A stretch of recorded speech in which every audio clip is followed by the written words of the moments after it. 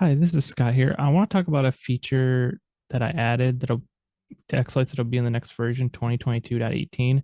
I had the ability to scale and offset DMX effect values.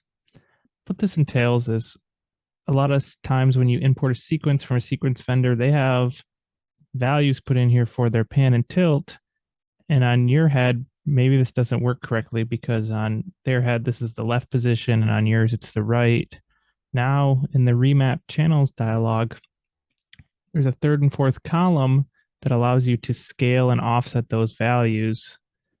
So let's say we want to take our pan value, which is channel 4, and offset it by 20. We can put 20 in here, and it'll shift it up by 20. You can also put negative values. So if you want to shift down by 20, we can do the same thing and it'll shift. This will also shift value curves. So if we have a value curve here, we do the same thing, do 20, and we look at the value curve. It was at 50, now it's up to 70. Once you hit this max value in a value curve and in a regular curve, it'll just go to 255. So there is no way, once you hit the max value, it won't wrap around or anything. But if you just need to shift up and down, that's kind of a basic way to do it. It also works with bulk edit. So if you do a bulk edit, shift by 20, this will take all of these effects that was 60 and shift them.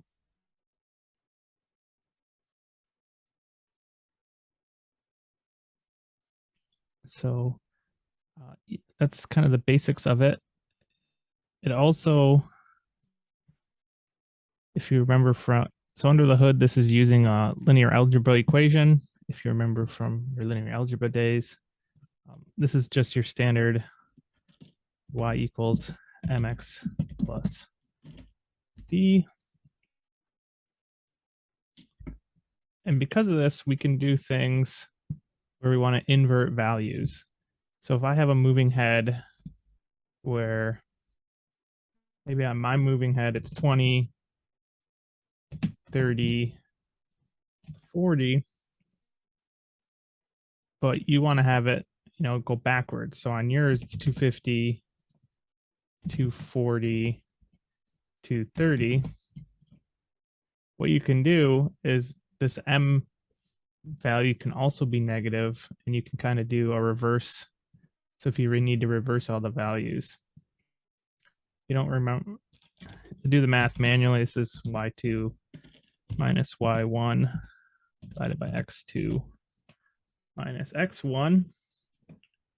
That's how you figure out your M value, and then B is just B equals mx minus y. If you don't remember all that math from your algebra days, you can just come in Excel here. We can insert a chart, do a scatter plot,